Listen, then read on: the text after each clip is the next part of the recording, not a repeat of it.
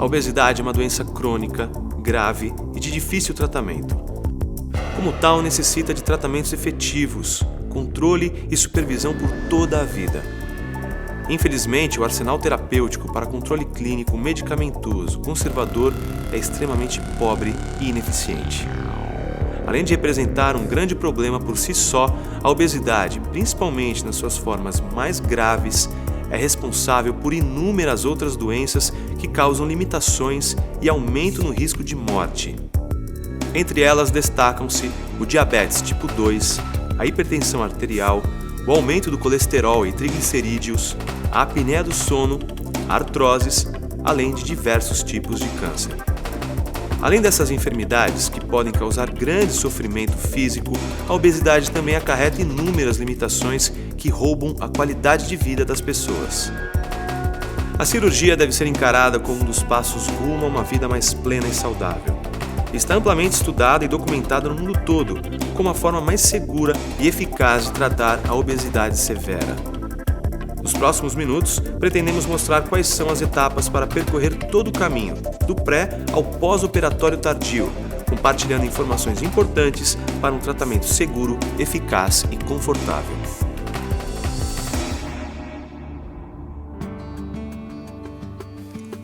Oi, tudo bem?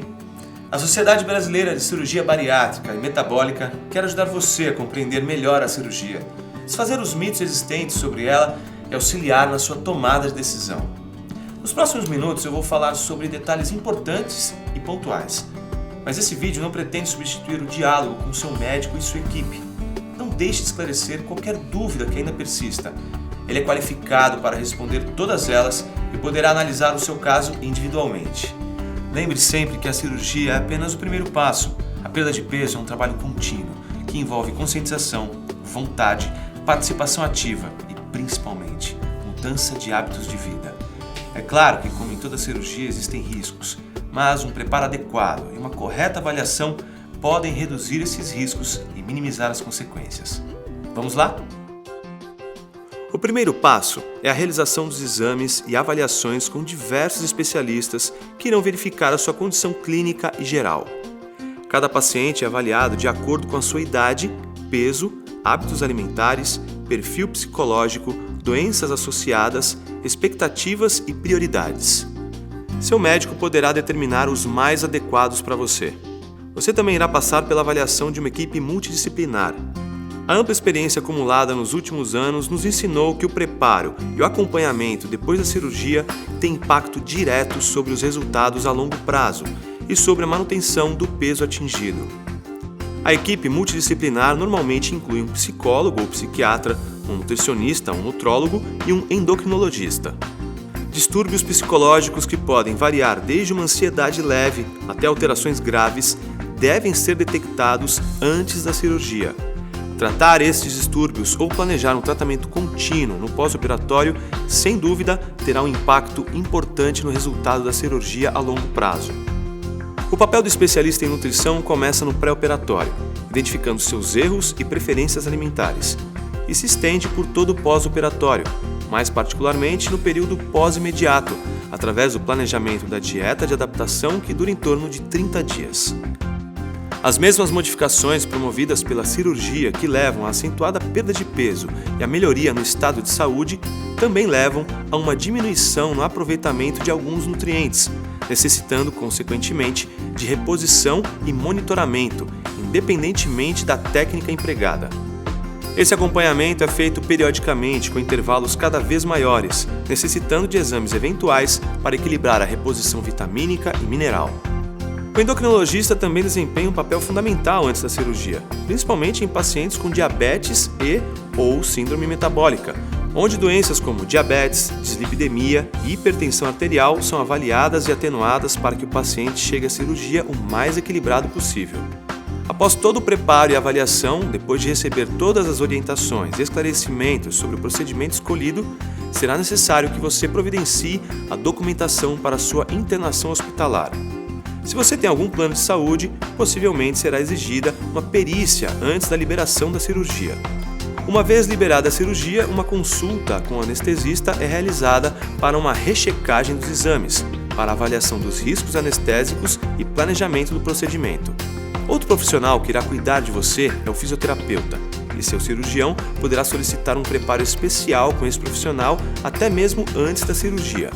Além da participação no pré-operatório, o fisioterapeuta irá prescrever e auxiliar na realização de exercícios respiratórios e de mobilidade, e também estimular e acompanhar as primeiras caminhadas. Exercícios adicionais serão prescritos também para você fazer em casa após a alta. Estas recomendações são fundamentais para reduzir os riscos de diversas complicações, principalmente as pulmonares. Primeiros passos dados, você estará pronto para a sua cirurgia e pronto para mudar de vida. Uma das maiores dúvidas que recebemos no consultório é: como é feita a cirurgia bariátrica e quais são elas? As cirurgias podem ser feitas por um procedimento minimamente invasivo, chamado de laparoscopia, ou através de um corte único de cerca de 30 a 15 centímetros, numa cirurgia com o abdômen aberto.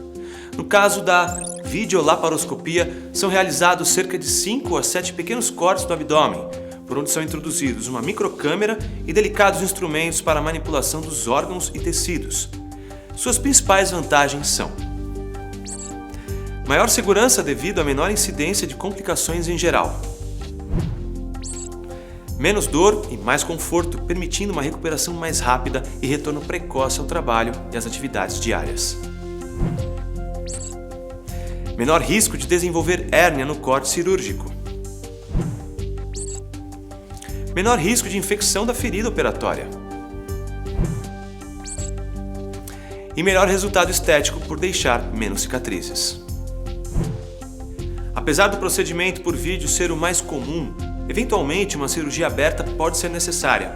As razões mais comuns para isso são basicamente duas.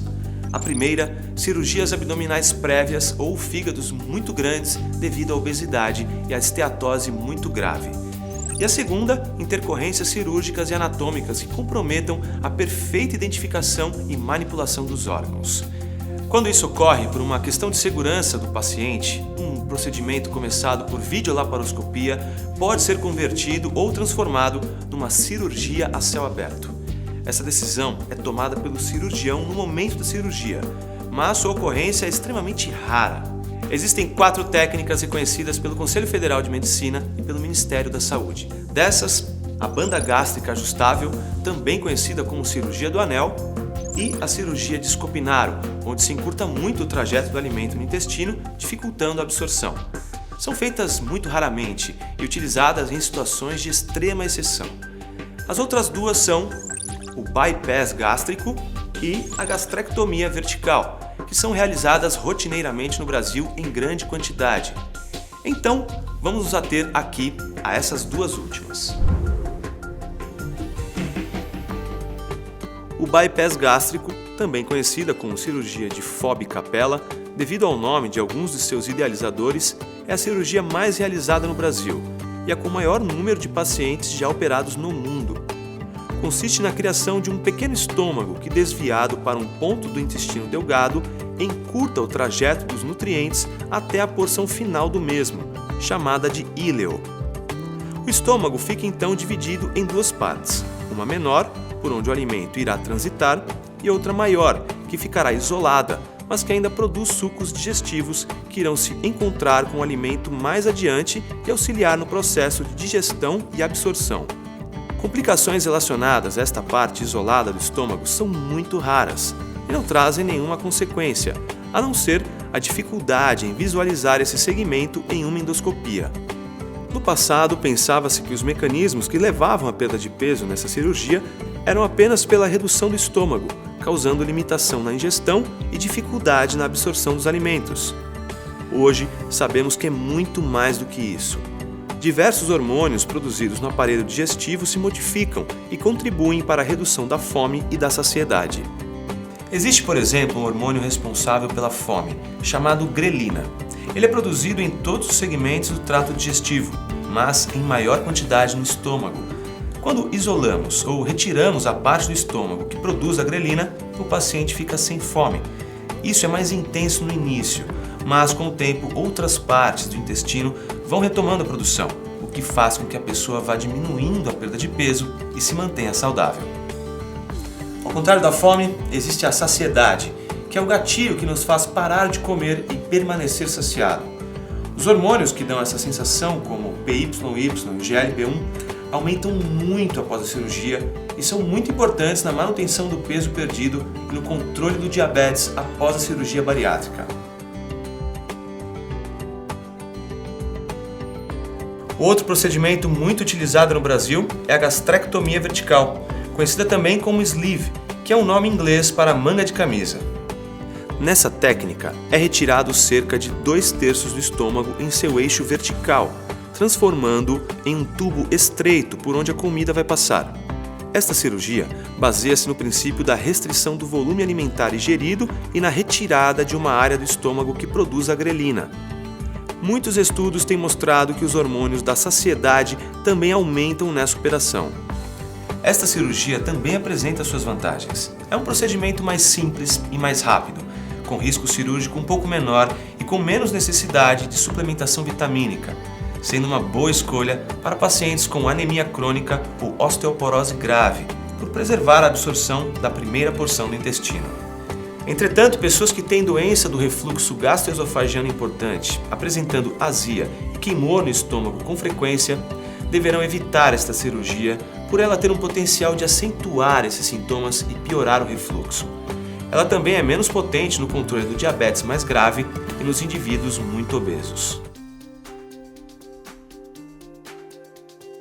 Toda cirurgia pode apresentar riscos, inclusive de vida. Atualmente, o risco de uma fatalidade na cirurgia é quase o mesmo de uma cesariana ou de uma cirurgia de apêndice, em torno de 0,1%, ou um caso para cada 1.000 pessoas operadas. Problemas e complicações também não são comuns, podendo ocorrer em torno de 1 a 2% dos casos. Dentre elas, as que mais preocupam são a trombose venosa, que é o entupimento das veias, aumentando a chance de embolia pulmonar e outras alterações pulmonares. As fístulas, que é quando há um vazamento do conteúdo do estômago ou intestino pelas costuras e grampeamentos feitos na cirurgia. Os sangramentos e as hérnias e obstruções do intestino. A boa notícia é que a incidência dessas complicações é muito baixa, para não dizer raras. Além de adotarmos diversas medidas para preveni-las, dispomos de recursos para resolver quase todos os problemas. É claro que quando ocorrem, trazem angústia e inconvenientes, mas isso é o imponderável da medicina e do tratamento de doenças graves, como a obesidade. A colaboração do paciente é fundamental para o sucesso do procedimento. Fazer corretamente a fisioterapia, ficar ao máximo fora da cama, obedecer o jejum e a dieta prescrita ajuda a evitar várias complicações. Quando a cirurgia terminar, você acordará com o anestesista conversando com você. Assim que ele julgar possível, você irá para uma sala de recuperação anestésica e só será liberado para ir para o quarto quando preencher parâmetros de segurança pré-determinados. Como em qualquer cirurgia, o repouso por algumas horas vai ajudar seu corpo a eliminar os medicamentos anestésicos. Após esse tempo, é bom sentar-se na cama por alguns minutos para não ter o risco de sentir tontura ao se levantar. Posteriormente, você já poderá caminhar, ir ao banheiro e ficar sentado na poltrona do quarto.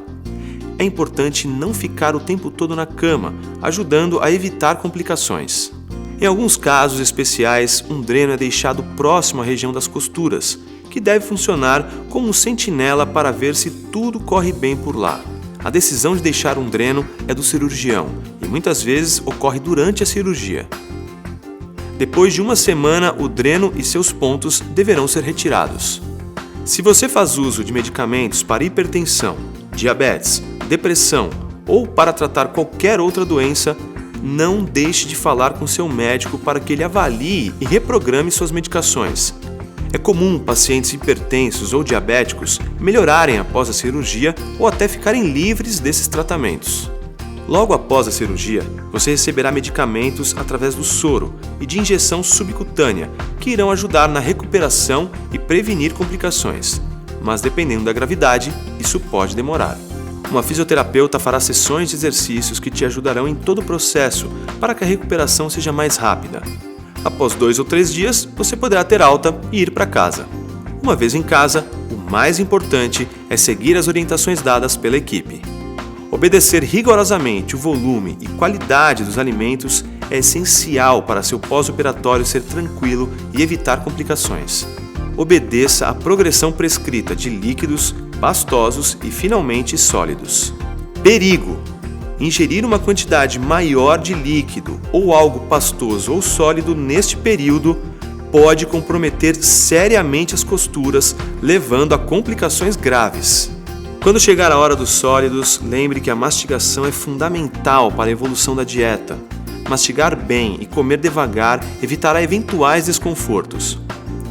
Depois de um mês da realização da cirurgia e da avaliação da nutricionista, você poderá evoluir a dieta verificando sua aceitação aos alimentos. A partir de agora começa a reeducação alimentar. Deixar de lado velhos hábitos e alimentos industrializados pode evitar que você volte a engordar. O plano alimentar foca no consumo de alimentos ricos em proteínas e carboidratos complexos. Carnes, ovos, leguminosas, frutas, verduras e legumes vão fazer parte dessa nova vida. Mais do que nunca, você precisa de muita qualidade no que ingere no seu dia a dia. Quando começar a emagrecer, seu organismo vai queimar também uma parte dos músculos, além da gordura. Então, aqui entra a atividade física para preservar sua massa magra e facilitar a eliminação da gordura, levando a um emagrecimento mais saudável. Com 30 dias da data da cirurgia, é hora de planejá-las. Este planejamento é muito importante para que não se lesione. Progredir de forma crescente e com orientação inicial do fisioterapeuta e depois do educador físico farão com que você atinja seus objetivos mais facilmente, além de criar bons hábitos. Nessa abordagem eu quis mostrar a você o passo a passo de uma cirurgia bariátrica, o antes, o durante e o depois do procedimento. Mas claro, toda a informação necessária você vai ter junto aos profissionais que darão apoio à sua decisão. O mais importante é pensar que a obesidade é uma doença grave e limitante e que a cirurgia é uma ferramenta que irá auxiliá-lo em uma grande guinada rumo a uma vida mais plena e saudável, com muito mais qualidade. Devemos lembrar sempre que grande parte do sucesso dependerá do quanto você irá aproveitar essas ferramentas e mudar seus hábitos de vida. Fazer revisões anuais com seu médico e com a equipe multidisciplinar, acompanhadas dos exames de rotina, manterão você no caminho certo ao longo de toda a sua vida. Procure, leia, se informe, pergunte e, principalmente, acredite que você pode e deve mudar sua vida. A Sociedade Brasileira de Cirurgia Bariátrica e Metabólica acredita que informação e respeito ao obeso é parte fundamental na contínua luta contra a doença da obesidade, contra o preconceito e a desinformação. Visite o nosso site e acompanhe as nossas mídias sociais. É parte da nossa missão, além de auxiliar nossos membros, levar o conhecimento médico de qualidade para toda a sociedade. Até a próxima!